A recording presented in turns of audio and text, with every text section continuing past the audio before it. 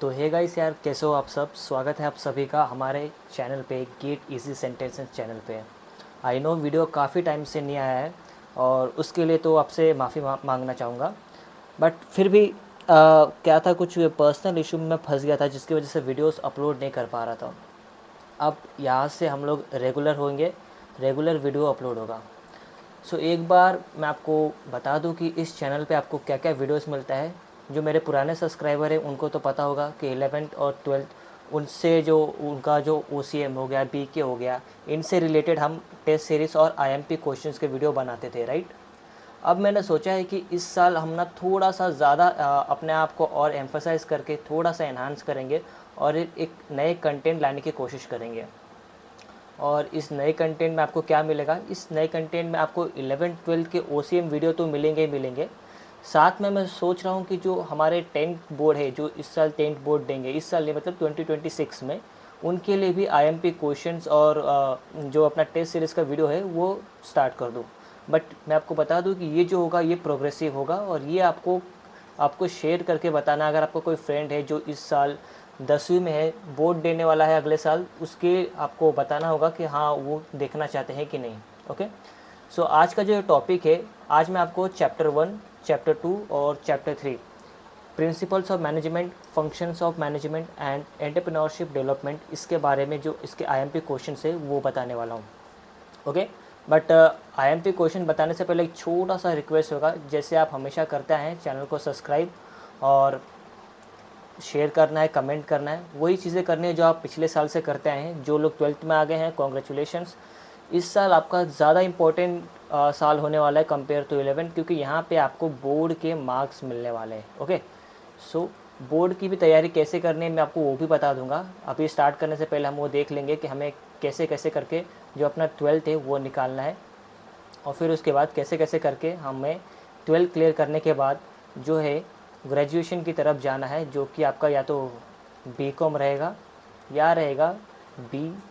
ये कुछ लोग क्या करते हैं, कॉमर्स के बाद आर्ट्स में चले जाते हैं, तो कुछ लोग BCom BBA ले लेते हैं, ठीक है, BM ले लेते हैं, BAM ले लेते हैं। तो अलग अलग चीज़ें आप लोगे, लेकिन ये चीज़ें लेने से पहले आपको एक चीज़ करना पड़ेगा, वो है 12th क्लियर। अब उसके लिए क्या क्या करना रहेगा वो सब आपको स्टार्टिंग में बता देता हूँ। IMP क्वेश्चन उसके बाद हम स्टार्ट करेंगे, राइट। एंड एक रिक्वेस्ट है आपसे, आपको बताना है कमेंट करके कि ये जो मेरा वॉइस है वो प्रॉपर आ रहा है कि नहीं, क्योंकि फाइनली मैंने एक माइक भी ले लिया है, एक न्यू सेटअप मैंने बनाया है जहाँ पर आपको क्लियर और अच्छी क्वालिटी प्रोवाइड करने की कोशिश करूँगा मैं, ठीक है। तो स्टार्ट करते हैं। जो हमारा पहला चैप्टर है प्रिंसिपल्स ऑफ मैनेजमेंट, उसके IMP क्वेश्चन मैं बता दूं। लेकिन देखो, एक चीज़ मैं आपको पहले क्लियर कर दूं कि आपको इसी साल मोटिव रखना है कि कितने परसेंटेज के कैटेगरी में आपको आना है। ओके। सो 70%, 80%, 90%, ये आपको अभी से सोच के रखना होगा। 2 महीने पहले की प्रिपरेशन से कुछ होने वाला नहीं है, ये भी आपको बता देता हूँ मैं। और इसके वेटेज अगर आप जानना चाहते हो कि वेटेज कितना है, तो आपको वेटेज भी बता देता हूँ, ठीक है।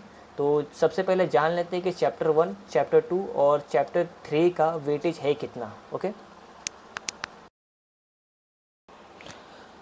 सो अगर मैं आपको चैप्टर का वेटेज बता दूं, तो जो पहला चैप्टर आपका आने वाला है, जो कि आपका प्रिंसिपल्स ऑफ मैनेजमेंट है, काफ़ी इंपॉर्टेंट चैप्टर आ जाता है ये।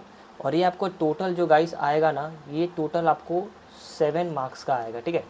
एंड फंक्शंस ऑफ मैनेजमेंट आपको आने वाला है करीब 12 मार्क्स का, और एंटरप्रेन्योरशिप डेवलपमेंट जो कि सिर्फ 5 मार्क्स का रहेगा। और मैं आपको ये भी बता देता हूँ कि इस पूरे 3 चैप्टर में से आपको ये चैप्टर जो है ना सबसे ज़्यादा बोरिंग लगेगा, सबसे ज़्यादा बोरिंग। हैंड राइटिंग के लिए माफ़ी चाहता हूँ, क्योंकि फ़र्स्ट टाइम पेन टैबलेट लिया है मुझे, इसको टाइम लगेगा थोड़ा सा इसको अच्छी तरीके से समझने में। ओके। सो आई होप तब तक आप मैनेज कर लोगे।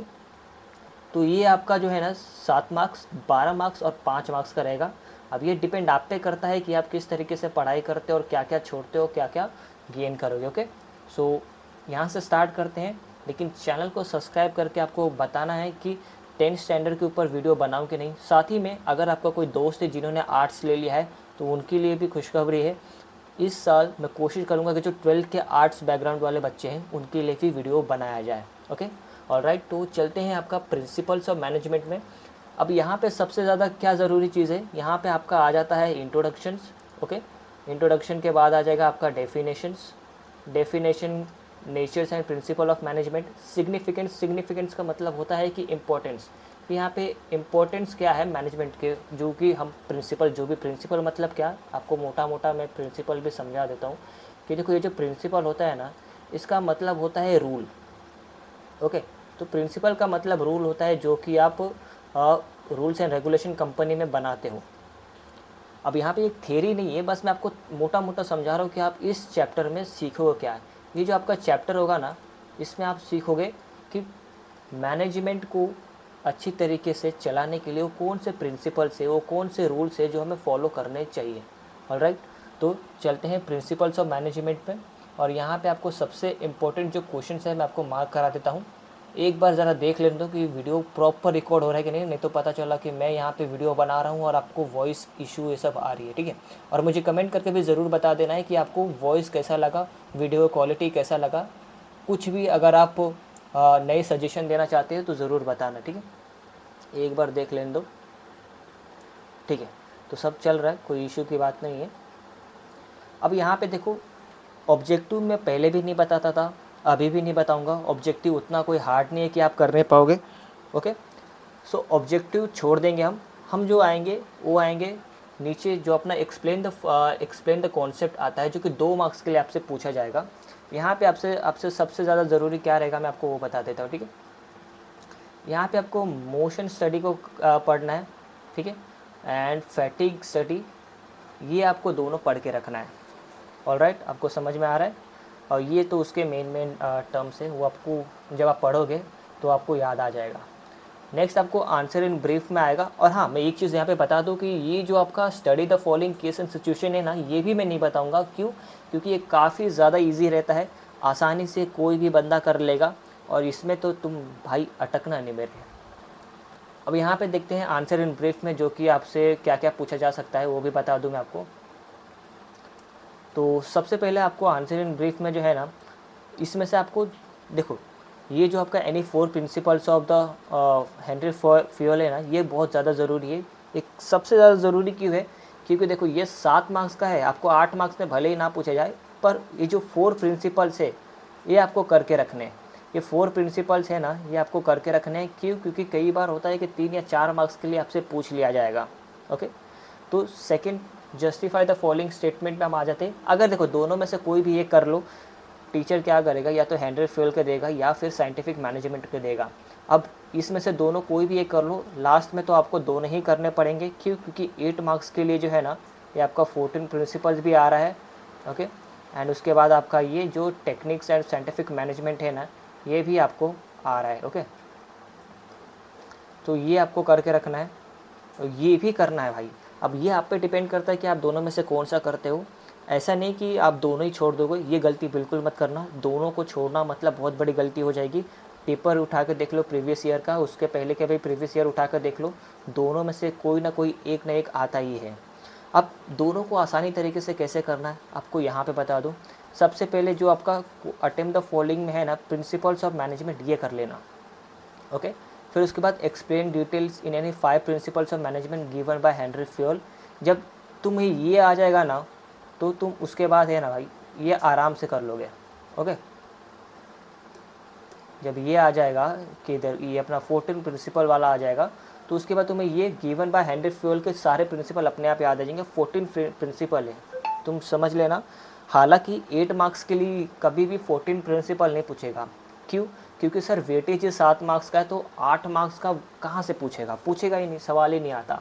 तो 4 मार्क्स के लिए आपसे पूछ लिया जाएगा कि explain the some principles of Henri Fayol, ऐसा आपसे पूछ लिया जाएगा। तो उसमें आपको करना क्या है, सबसे पहली बात है ना गाइस, आप है ना इंट्रोडक्शन लिखो। ठीक है, इंट्रोडक्शन लिखने के बाद, माफ़ करना थोड़ा हैंड राइटिंग ऐसा है, फिर उसके बाद पहला पॉइंट, एक सेकेंड, हाँ एक सेकेंड, मुझे ज़रा पेन टैबलेट पे क्लिक कर लो। हाँ, मुझे ज़रा 1 मिनट दीजिएगा गाइस। हाँ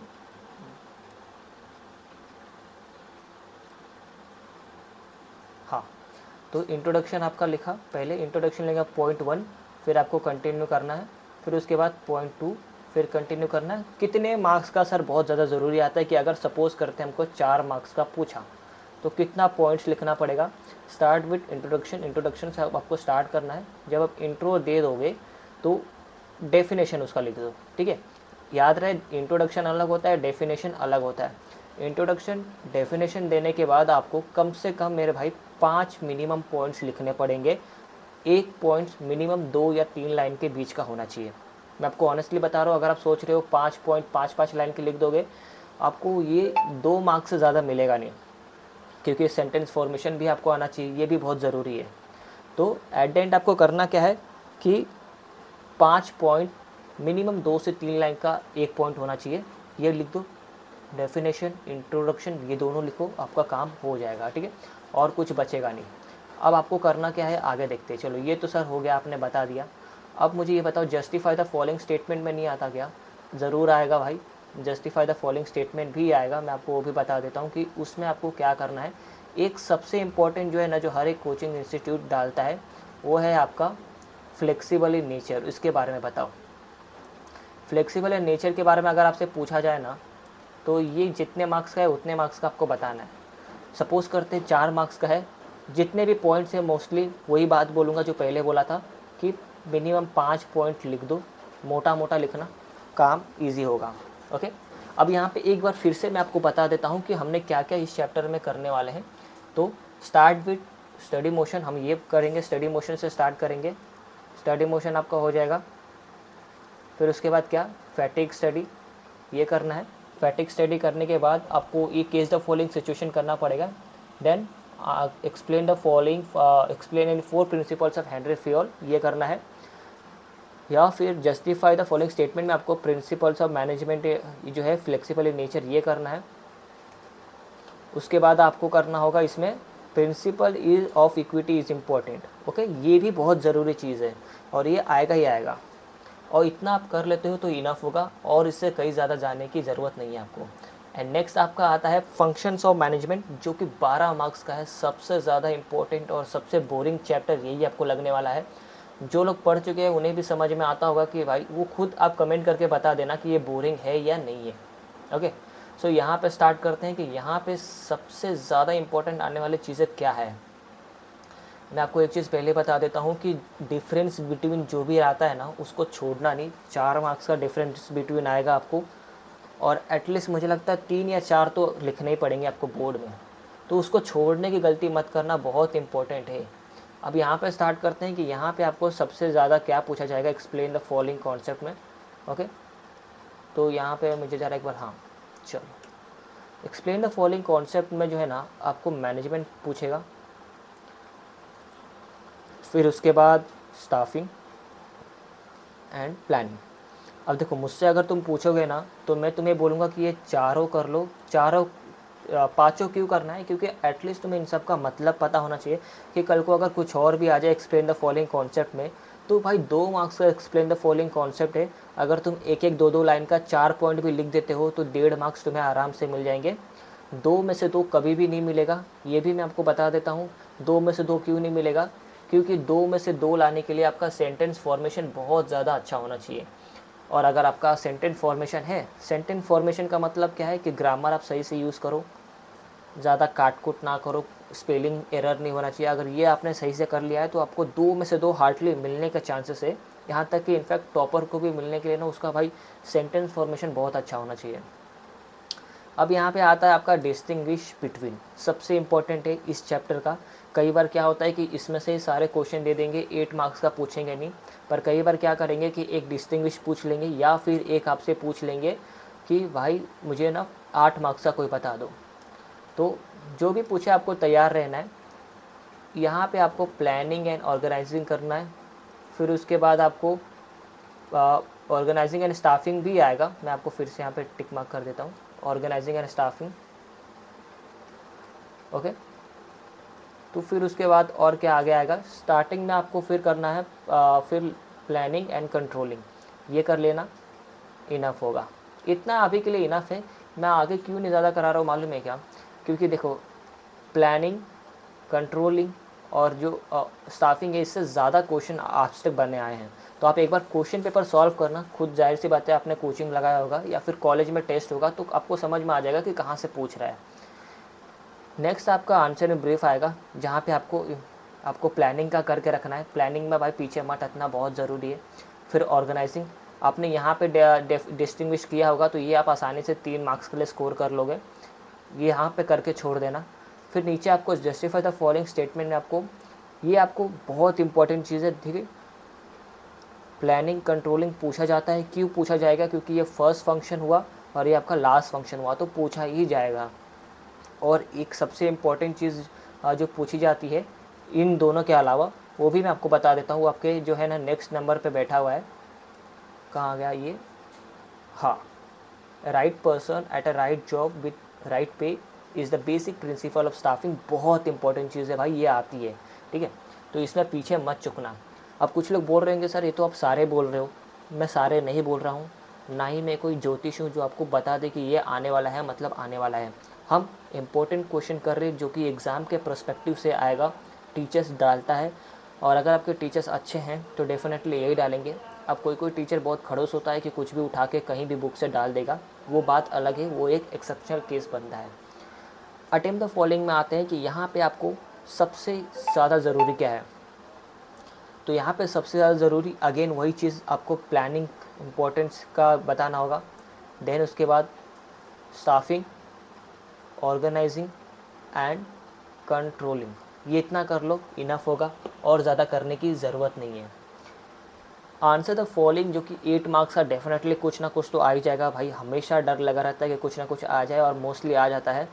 तो अगर मैं बोलूँ आपके पास, तो अभी देखो इनफ टाइम है, अभी 1 महीने में कोई बोर्ड नहीं है, कोई प्रीलिम्स है नहीं, तो मेरी बात मानो, define the terms controlling and explain importance of controlling कर लो, give the definition of directing and explain the importance of directing कर लो, एंड लास्ट आपका define the term planning and explain the importance of planning. ये नया नया कुछ नहीं है, ये आपको वही चीज़ मैं बता रहा हूँ जो मैं आपको यहाँ पे बता चुका हूँ, ठीक है।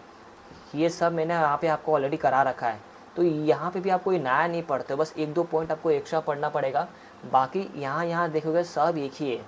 ओके, सो ऐसे आपको करने होंगे, और ऐसे करके ये चैप्टर आपका ख़त्म हो जाएगा। लास्ट चैप्टर जो आपका आएगा एंटरप्रेन्योरशिप डेवलपमेंट, ये चैप्टर्स 5 ही मार्क्स का है, इसमें ज़्यादा आपको एफर्ट नहीं देना है, ठीक है। पर कुछ चीज़ें हैं जो हमको इसमें छोड़ने नहीं है, आप इसमें हालांकि लॉन्ग पोर्शन छोड़ सकते हो, बट कुछ चीज़ें हैं जो आपको छोड़ने नहीं है, जो कि आपको मैं बताने वाला हूँ यहाँ पे बहुत ज़्यादा इंपॉर्टेंट है। सबसे पहले यहाँ पे हम आते हैं एक्सप्लेन द फॉलोइंग कॉन्सेप्ट में, कहाँ गया, हाँ, यहाँ पे कुछ भी छोड़ना, लेकिन 2 चीज़ को छोड़ना नहीं, एक है एंटरप्रेन्योर, एक है एंटरप्रेन्योर। एंटरप्रेन्योर और एंटरप्रेन्योर में बहुत फ़र्क होता है, ये चीज़ें आपको याद रखना चाहिए। अगेन आपका फिर होता है स्टार्टअप्स एंड स्टैंडअप्स, ये चीज़ें आपको पढ़ के रखनी है, ओके, ये छोड़ना नहीं। आंसर इन ब्रीफ में अगर मुझसे पूछो कि सर दोनों ज़रूरी है, तो मैं बोलूँगा हाँ दोनों ज़रूरी है। क्यों दोनों ज़रूरी है? क्योंकि दोनों कई बार ऐसा है कि पूछ ही लेते हैं यार कि ये करना है या वो करना है। फंक्शंस एंटरप्रेन्योर्स और explain the qualities of successful entrepreneurs, ये दोनों अलग अलग है, लेकिन अगर आप ध्यान से पढ़ते हो तो इन दोनों के पॉइंट्स को मिला करके आप लिख सकते हो, ठीक है। अब प्रेफरेंस की बात करते हैं, तो सबसे पहले है ना भाई, इसे इसे प्रेफरेंस 1 देना, इसको करना, फिर उसके बाद इसे करना। एक बार ये हो जाएगा तो इसे कर लो। अगर टेस्ट है, अगर तुम ये वीडियो टेस्ट के टाइम देख रहे हो और दोनों में से कोई एक करना है, तो मैं हमेशा बोलूँगा फंक्शंस ऑफ एंटरप्रेन्योर ये करके जाओ, ओके। चलो अब नेक्स्ट इसमें जाते हैं कि अगला क्या है, वो कर लेते हैं, जो कि आपका जस्टिफाई द फॉलोइंग स्टेटमेंट आएगा। जस्टिफाई द फॉलोइंग स्टेटमेंट में आपको गाइस 2 चीज़ें करनी है। Entrepreneur must be a good communicator, ठीक है, 1 मिनट, हाँ, entrepreneur must be a good communicator, ये करना है। फिर उसके बाद आपको एक चीज़ और करना है, entrepreneurship is the best source of self employment, ये 2 कर लो, इनफ है, ओके। नेक्स्ट आएगा आपका अटेम्प्ट द फॉलोइंग, ये दोनों बहुत ज़रूरी है, बट मुझसे पूछोगे सबसे पहले किसे करना है, तो सबसे पहले sir explain the characteristics of development करना है, एंटरप्रेन्योरशिप डेवलपमेंट। फिर हालांकि 8 मार्क्स का नहीं आएगा, 5 मार्क्स का है, 5 मार्क्स का कोई भी क्वेश्चन आंसर नहीं आता, 4 मार्क्स का ही आएगा। तो 4 मार्क्स के लिए वो सब आएंगे, तो 5 पॉइंट से ज़्यादा पढ़ना नहीं है। एंटरप्रेन्योर का फंक्शन मैं आपको ऑलरेडी बता चुका हूँ कि ये आपको करना है किसमें, ये देखो इसमें, यहाँ पे मैंने आपको बता रखे हैं कि एंटरप्रेन्योरशिप के जो फंक्शंस है ये करके रखना है, तो ये कर लेना। ये कर लोगे 4 फंक्शन तो ऑलरेडी आपका 4 मार्क्स का कवर हो जाएगा। तो बचेगा कौन सा, ये होगा कैरेक्टरिस्टिक्स का बचेगा। ये भी आपको मोटा मोटा 4 या 5 पॉइंट कर रखना है, हो जाएगा। ओके, तो यही 3 चैप्टर्स है जो आपको करके रखने हैं। अब इसके अंदर कुछ बचा नहीं है, बस इतना करके देख लो। मैं आपको बता रहा हूँ कि इतना आराम से पढ़ लो। इन 3 चैप्टर में इससे ज़्यादा पढ़ने की कोई ज़रूरत है नहीं, ठीक है। इतना कर लोगे ना, इनफ होगा। और देखो, कभी भी ना चैप्टर्स जब पढ़ रहे हो ना, तो आप कोशिश करो कि एक बार अच्छे से रिवाइज़ करो थियरी की तरह। पहले थियरी अच्छे से पढ़ो भाई, उसके बाद ही आईएमपी क्वेश्चन पे जंप करो। क्योंकि क्वेश्चन कितना भी पढ़ लो, जब थियरी ही नहीं पता होगा तो फिर आप थियरी जब पता ही नहीं होगा तो करोगे कैसे, है ना। तो कोशिश आपको करना है सबसे पहले थियरी कंप्लीट करने को, फिर उसके बाद आईएमपी जंप करना है। अब आपके लिए एक और ज़रूरी चीज़ है जो बताना चाहता हूँ। अगर आपने मुझे बोला कि सर आप थियरी के ऊपर भी वीडियो बनाओ, और थियरी पे वीडियो कैसा बनेगा, सपोज़ करते हैं कि ये आपका चैप्टर नंबर 1 है। ओके, अब चैप्टर नंबर 1 के जो भी आईएमपी क्वेश्चंस आएंगे उसको मैं एक्सप्लेन करूँगा विद इन 30 मिनट्स, ठीक है। तो 30 मिनट के अंदर अंदर जो समरी अपना होता है वो नेचुरली वही है, समरी होगा। तो ये समरी मैं अपलोड करूँगा 30 मिनट का, जिसके अंदर इंपॉर्टेंट क्वेश्चंस हम एक्सप्लेन करेंगे। आपको इंपॉर्टेंट क्वेश्चन के आंसर कैसे लिखना है ये भी मैं आपको बता दूंगा और अच्छे से समझाऊंगा भी। तो ये जो होगा ये प्रोग्रेसिव मेरा इनिशिएटिव है। मतलब कि ये आप तभी आपको ये मिलेगा जब आप कमेंट करके बताओगे कि सर आप हमें ये वाला भी वीडियो चाहिए। ओके, सो अभी के लिए तो आईएमपी क्वेश्चन ही दे रहा हूँ, चैप्टर नंबर 1, चैप्टर नंबर 2 और चैप्टर नंबर 3 का, जो कि आपका ओसीएम का है। आई होप इसमें कोई भी दिक्कत नहीं आ रही होगी। आईएमपी क्वेश्चंस मैंने दे दिए हैं, ऑब्जेक्टिव तुम खुद से कर लोगे। ओके, सो चैनल को सब्सक्राइब करने ला, कमेंट करके बताना वीडियो कैसा है, नेक्स्ट कौन से टॉपिक पे कौन से सब्जेक्ट पे चाहिए वो भी मुझे बताना। ओके, तो अभी के लिए बस इतना ही। Thank you so much. Channel को सब्सक्राइब करो और कम से कम भाई, अभी देखो इसके ना हम लोग बहुत करीब आ चुके हैं, इसके बहुत करीब आ चुके हैं, और इतना पे पहुंचा दो अब। ओके, फिर उसके बाद आगे का हम देखते हैं। चलो, टेक केयर, बाय बाय।